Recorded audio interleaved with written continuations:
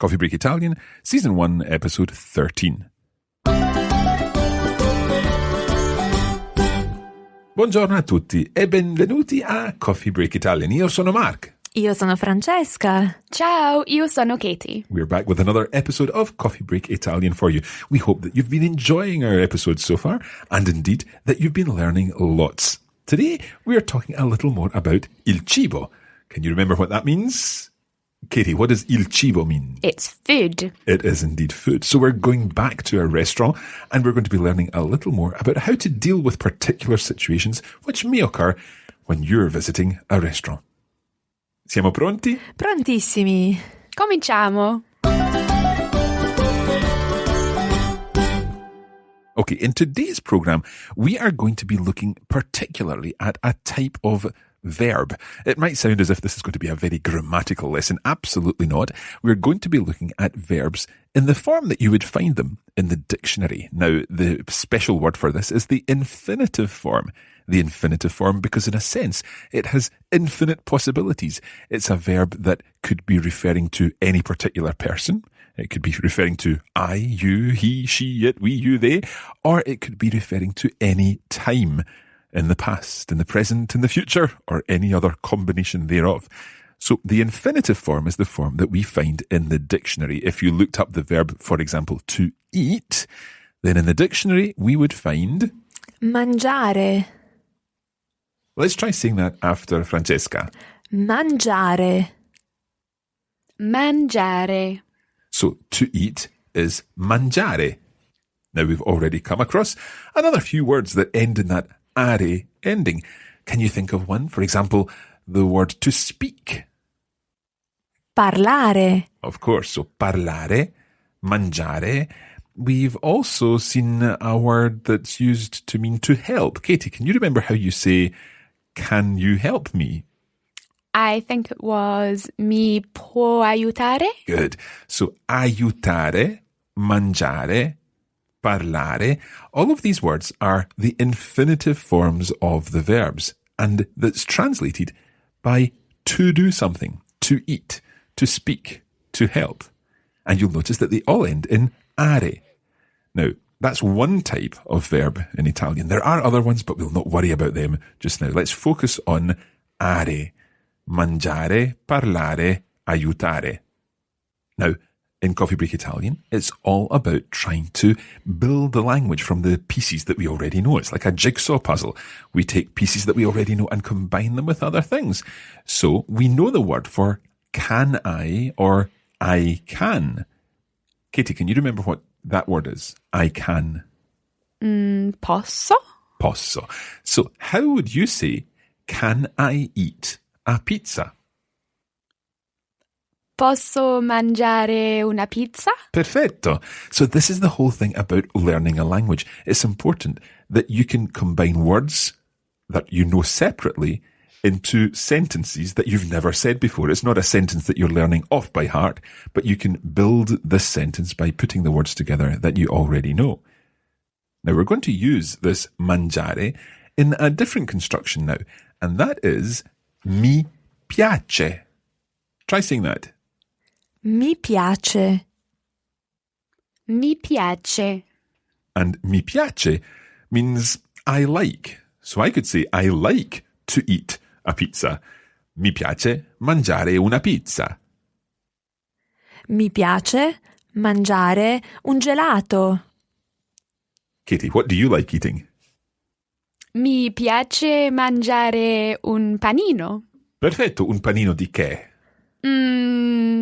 Formaggio e pomodoro. Molto bene. Un panino. So mi piace mangiare un panino. So we can use mi piace plus an infinitive. So I could also say mi piace parlare italiano. I like to speak Italian. Mi piace plus any of these infinitives. Maybe that's a challenge for you this week. Why not find out what you like doing? Look up the words in the dictionary and you get that infinitive form. So if you like playing or if you like singing, you could say mi piace plus the infinitive that you find in the dictionary. Mark, you've just said singing. So if you say I like singing, is that the same as I like to sing in Italian? Exactly. It actually works the same way as it would work in other Romance languages, in French and in Spanish and in Portuguese and so on. I like to sing is the same as I like singing. So, mi piace, and this one we'll give you it, is cantare. Mi piace cantare. Mi piace cantare. So Francesca had said that she liked eating ice cream. How do you just say I like ice cream in general? Well, you've got two for the price of one here, because mi piace can be used both with a verb in the infinitive form or a noun. So you could say mi piace mangiare il gelato. I like eating ice cream. But you can also just say I like ice cream. Mi piace il gelato. Mi piace il gelato. Okay, now in this situation, remember that you need to say the word for the. Mi piace il gelato. Mi piace il gelato. Mi piace la pasta. Mi piace la pasta. La pasta being, of course, pasta. Makes sense. Mi piace la pasta, mi piace la pizza, mi piace la musica. What would that be? I like music. Yeah, mi piace il cinema. The cinema. I like cinema. And so on. So we can use it with a noun, mi piace, plus a noun. However, there is a caveat here, something that we need to take on board. And that is, so far we've talked about mi piace plus a singular noun. Mi piace la pizza, la pasta, il cinema, la musica. But now, what happens if we want to say, I like mushrooms, for example, Katie's favourite thing?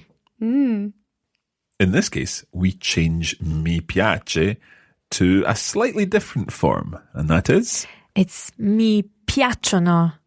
Listen again. Mi piacciono. So, how would we say I like mushrooms? Mi piacciono I funghi. Katie, I know that's difficult to say when you don't like them, but can you try saying that? Can I say non mi piacciono I funghi? Perfetto. Sì. You can indeed, yes. So, mi piace or non mi piace. And for plural things, mi piacciono or non mi piacciono. Non mi piacciono I funghi. Good.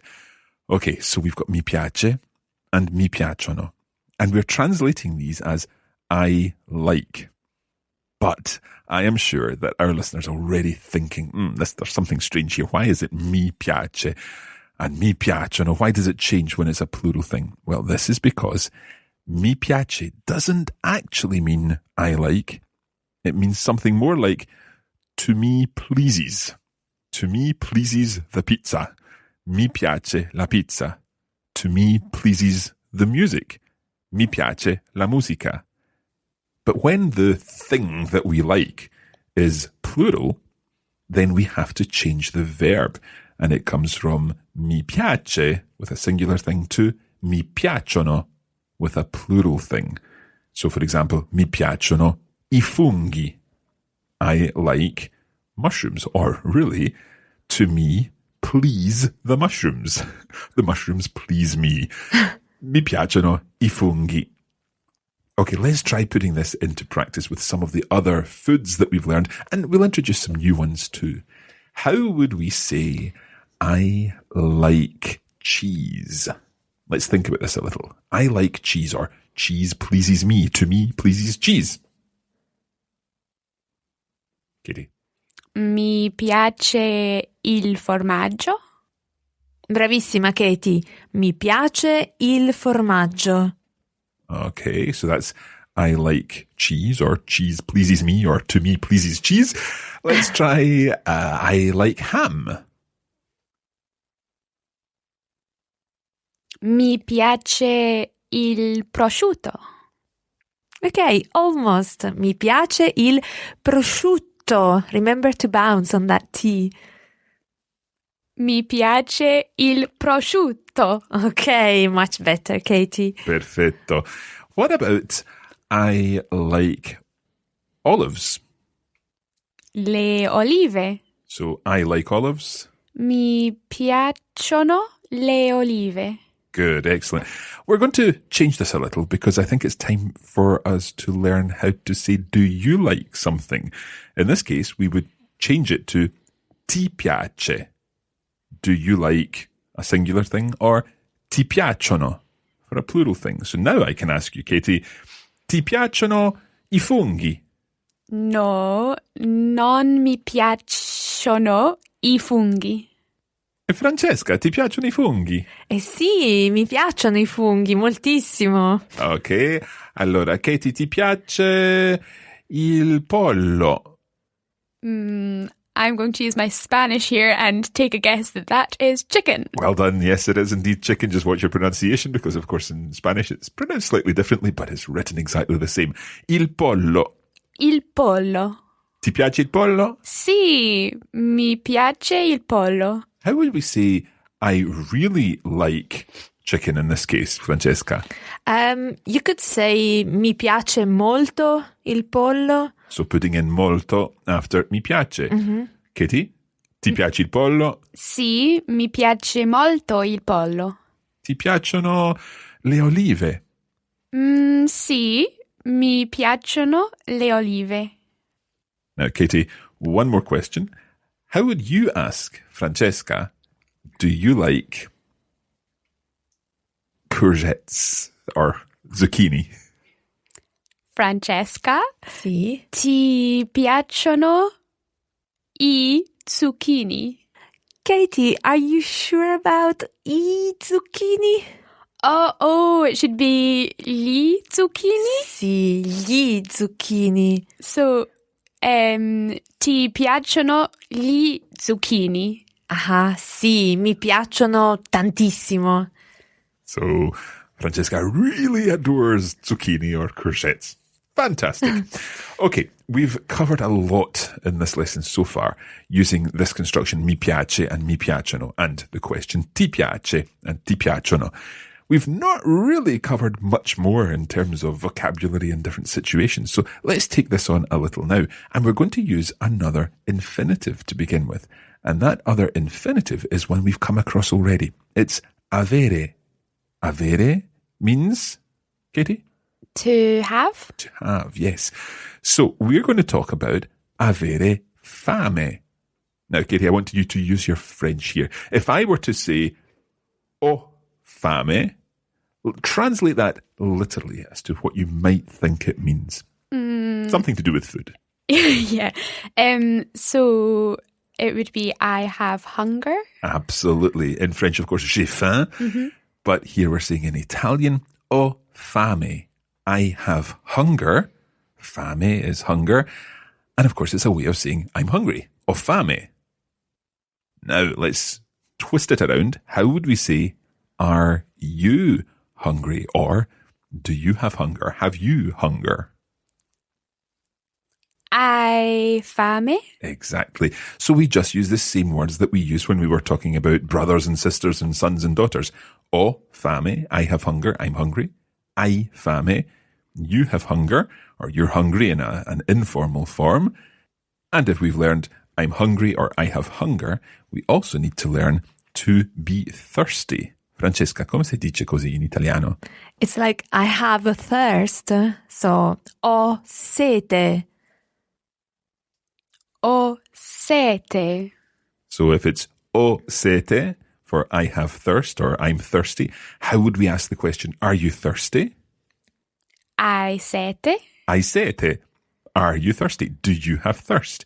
So, I'm hungry is? Ho fame. Ho fame. Are you hungry? Informal. Hai fame? Hai fame? I'm thirsty. Ho sete. Ho sete. And are you thirsty? Hai sete? Hai sete. And then the really confusing one, because we're translating to be with the word for to have, to be hungry. Avere fame. Avere fame. And of course, that's really to have hunger, avere fame. And to have thirst or to be thirsty. Avere sete. avere sete. Is to be thirsty, the word sete, is that the same as the number 7? It's very similar, but number 7 is double T, sette, and sete meaning thirst is single T. So when you say thirst, you can have a very long E, sete, while when you say number 7, sette, you need to be very short on your E to allow a very long T sound, sette. Does it help? Yes, thank you. Excellent explanation. Thank you, Francesca. Okay, so it's a good reason to make sure you're pronouncing those double consonants well. Sette as opposed to sete.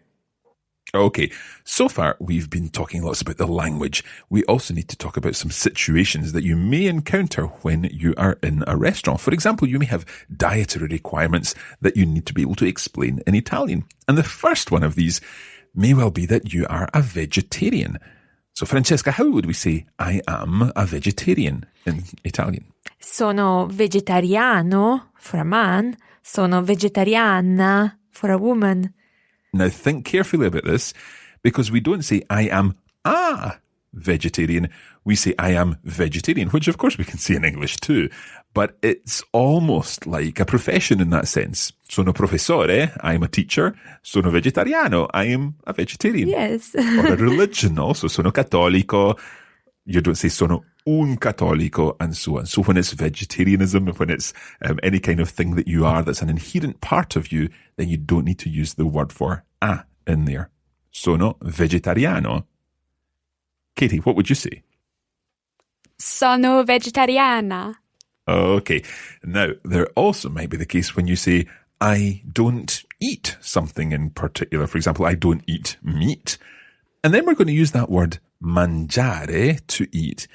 But this time not mangiare, because that's, of course, the to eat part. We're going to change it to I eat. How do we say I eat? Io mangio.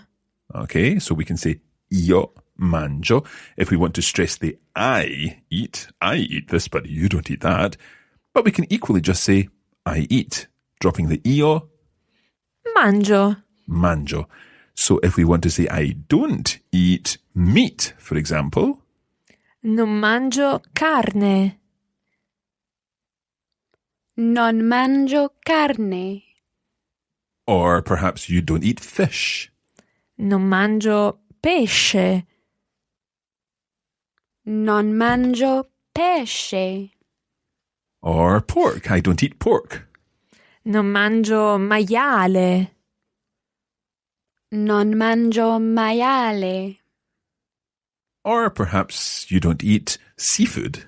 Non mangio frutti di mare. Non mangio frutti di mare. Now, perhaps if you have an allergy to something, you would want to take that a stage further and you say, I can't eat seafood, for example. I can't eat seafood. We know how to say, I can do something. What's that word? Posso. So I can eat. Posso mangiare. I can eat seafood. Posso mangiare frutti di mare. So how would you say, I can't eat seafood? Non posso mangiare frutti di mare. Perfetto. And once again, we can see that we can build the language by adding in each of these parts that we already know. So you could say, I can't eat something. I can't eat fish. Non posso mangiare pesce. I can't eat meat. Non posso mangiare carne. Francesca, could we say non posso mangiare la carne? Yes, you can say either. Non posso mangiare carne or non posso mangiare la carne. So we could also say, for example, non posso mangiare i frutti di mare. Sì. Perfetto. Okay, but there may also be the situation where we are allergic to something. In that case, we say, I am allergic to whatever it is. Sono allergico a, for a man, where a is the preposition for to, or sono allergica a, for a woman. Okay, let's combine this with something that we might be allergic to. Seafood, the word for the seafood is? I frutti di mare. I frutti di mare. So if Francesca wanted to say, I am allergic to the seafood, listen carefully to how she would say this. Sono allergica ai frutti di mare. So that word there in the middle, sono allergica ai frutti di mare, that is the combination of a and I. Sono allergico or allergica a, that's the to bit, then I frutti di mare. Mm-hmm. But the a and the I combine to make one word, ai. Ai frutti di mare. I would say sono allergico ai frutti di mare. Sono allergica ai frutti di mare. So when you have a and I coming together, then it becomes ai. There's another example of this with the word for milk products, dairy products. I latticini. Let's try saying that again. I latticini. I latticini. So, Katie, can you work out how you would say, I am allergic to dairy products? Sono allergica ai latticini. Good. Ai latticini. So, a and I come together. Now, we'll go through all of the different combinations of these prepositions and the definite articles in another episode. But one other one that we might want to cover just now is with the word that literally means dried fruit. But it can help to cover all the situations where you might be allergic to nuts or any kind of dried fruit in that sense. So you could say, I am allergic to the dried fruit. Francesca, what would you say? Sono allergica alla frutta secca. Listen again to the part that is to the dried fruit. Alla frutta secca. So the a joins the la, and you get an extra L in there, so you need to bounce the consonant. Alla frutta secca. 3 bouncing consonants. Alla frutta secca. Sounds nice. Alla frutta secca. Alla frutta secca. Perfetto. So I am allergic to dried fruits. Sono allergica alla frutta secca. Perfetto. It's such a nice sounding phrase. Okay. Now, it's almost time to finish this lesson. We've gone through quite a lot in this lesson, but we'd like to practice it. And to practice it, in this week's bonus episode, we have got a lovely conversation for you. And this conversation takes place in a restaurant, and it will give you lots of opportunities to practice all the language that we've covered in both this lesson and indeed in the previous lesson. But just before we finish this lesson, there's time for one more Caffè Culturale with Francesca.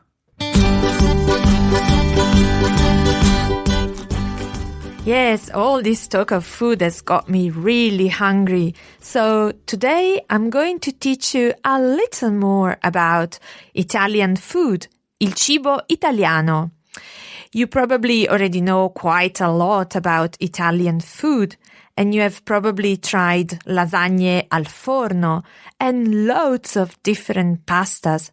But did you know that in Italia, la pasta is often served as a first course? It's very common for Italians to have pasta con sugo, pasta with a tomato sauce to start. Then we have meat with potatoes and vegetables after. The first course in Italian is called il primo piatto. The second is il secondo piatto. And for dessert, si dice il dolce. Did you know that there are approximately 350 different types of pasta? Let's go through some of them now. We have already spoken about lasagne and spaghetti, and you probably know penne. Capelli d'angelo literally means hair of an angel, and this is very thin, long pieces of pasta, which are similar to noodles. Farfalle is the type that looks a bit like a butterfly or a bow tie, and it's often eaten con salmone, with salmon, and there is also one called pastina, which is sometimes star-shaped. Il mio piatto preferito si chiama pasta alla carbonara. Delizioso. Well, if you are on Facebook, why not post a comment telling us what your favorite Italian dish is? And that's all for today. Buon appetito! Grazie, Francesca. I have to say that my favourite type of pasta is bucatini, which is like a thick spaghetti, but with a hole down the middle, because it's got a little hole all the way through. Un buco. And also, pretty much for about 20 years of my life, we had pastina in brodo every day. Oh, I love it. On a Sunday evening. Pastina in brodo, little pasta in broth. So there we have it. Some more Italian food ideas for you. So that's another episode of Coffee Break Italian for you. And if you're anything like me, you will be quite hungry now. Adesso ho fame. Before you do head off for something to eat, perhaps you would consider leaving us a review on iTunes or on Stitcher. Wherever you listen to Coffee Break Italian, let us know what you think. And of course, by doing that, you'll help other people who are learning Italian discover our show too. And just as Francesca said, why don't you let us know your favourite Italian dish on Facebook at facebook.com/Coffee Break Italian. And if you are on Twitter, don't forget we are at Learn Italian. And tell us on Twitter what you like eating. You can hashtag CBI13 for Coffee Break Italian Lesson 13. È tutto per oggi, grazie mille e arrivederci. Ciao ciao! Ciao!